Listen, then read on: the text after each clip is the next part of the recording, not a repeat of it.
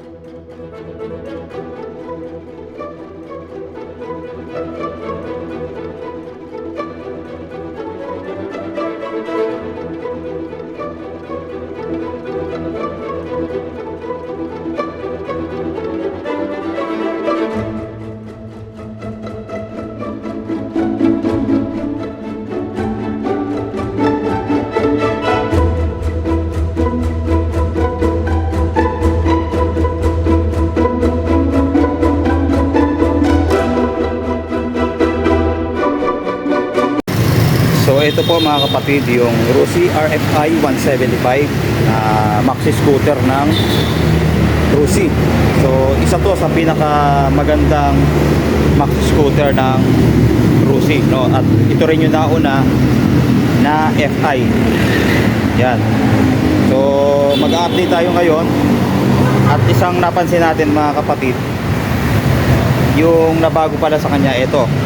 Mapapansin natin yung kanyang remote ay mas iba doon sa unang mga nilabas ng Rusi RFI. Ayan o.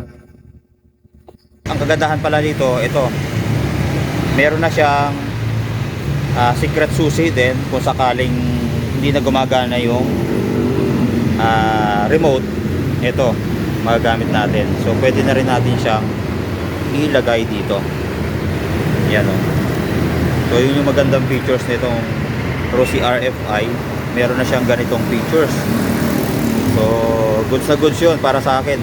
Nag-upgrade kahit paano itong si Rusi, no? Tapos dito na rin nabubuksan yung seat and then yung sa fuel nya. Ito naman yun mga kapatid.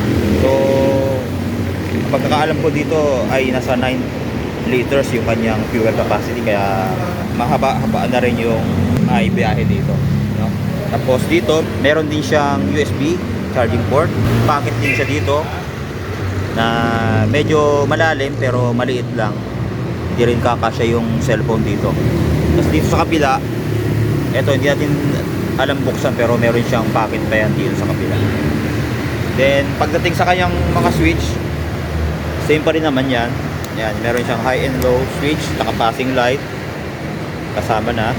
Then yung turn signals, busina. Then sa kabila, ito meron siyang hazard switch at bukasan ng ilaw, no? Kasi ito kill switch nya.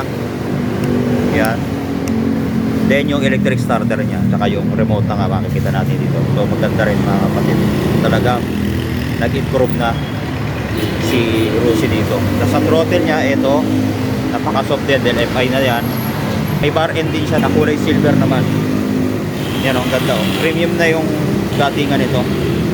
Tapos ito naman yung lever nya sa preno, sa likod at sa harap.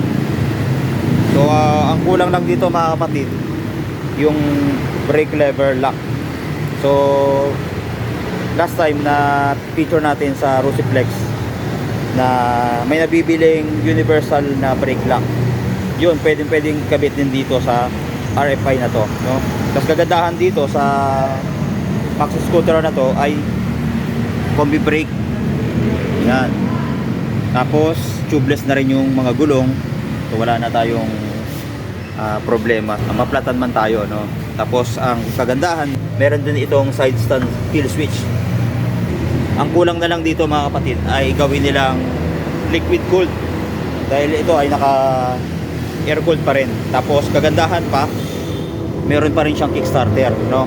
Kung sakali. Ayan. Ito naman yung panggilid.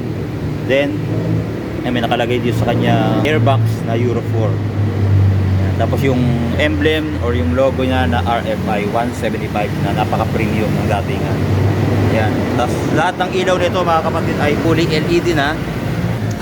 Tapos sa harap, tingnan natin. Ayan. Yung harap nito ay naka-projector lamp na. Kanyang high and low.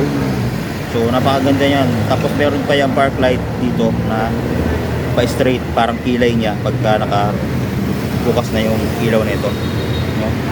Yan. Tapos meron din siyang windshield na kulay black. Yan. Para maprotektahan sa liwanag itong kanyang panel gauge. Tapos kagandahan sa panel gauge niya, ayan, naka digital and analog speedometer na siya, no? Meron din siyang RPM gauge ito. Tapos yung gauge, speedometer niya na analog and then yung digital dito. So ito naman yung selection kung gusto nating baguhin yung trip meter, no? Tapos napakaganda din ng handle dahil napaka soft lang gamitin. Tapos kahit sabihin natin napaka-bulky niya tingnan, mukhang napakagaan ito. Pakita rin natin mamaya yung posisyon natin dito. Tapos ayan, sa upuan, napakaganda rin ng upuan. Meron siyang camelback dito. Tapos ang ganda din ng stitches, no? Ayan, no? Meron siya, saka dito. Sa kanyang grab bar, ito, naka-glossy black. Tapos hindi siya buo, no? Magkahiwalay siya.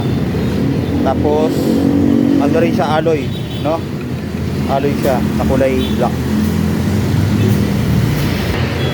So dito sa kanyang brake, sa harap at sa likod ay disc brake.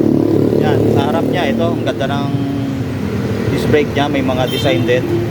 Parang pa-flower type ang design. Then yung kanyang caliper, naka dual flat caliper, then combi brake na nga po, kaya dalawa yung wire niya dito. Tapos yung telescopic fork niya heavy duty din. Tapos ang tatak nito ay U1. Yan. Tapos ang size ng gulong sa harap ay 110 by 70 by 13. Tubeless na yun mga kapatid. Then dito sa likod, ito, yan, naka disc brake, ganun din, naka flower type, then naka single pad caliper. Then ang size ng gulong nito ay 130 by 70 by 13 naman dito sa likod. Tubeless na rin. Tapos meron din siyang tire hugger. Ayan, o, napaka-protected ng ilalim natin. Tapos dual shock siya na kulay black. Then adjustable naman. Ayan. Tapos air cooled nga po. Ayan. Sana ito yung susunod na i-upgrade. Gawin na rin itong liquid cooled. So yun, napakaganda na pagka ganun. Tapos sa muffler niya ito, halos same naman dun sa dating version, ano? Ayan, mayroon siyang heat guard na plastic dito. Ayan, flexible din. Then ito naman yung dulo niya, ano? So simple lang, matte black yung kulay. Then dito yung kanyang footrest sa angkas, ito, ganda rin, kulay black, glossy siya na alloy, ano? Ayan, makapit din sa paddle, meron siya mga spike dito. So yan, ginaganyan lang yan. Hindi rin siya mapapansin pagka naka-side na ganyan. So tingnan natin yung kanyang side profile dito. Ayan, yung RFI na matte blue. Ayan, may mga iba-iba pang kulay yan mga kapatid.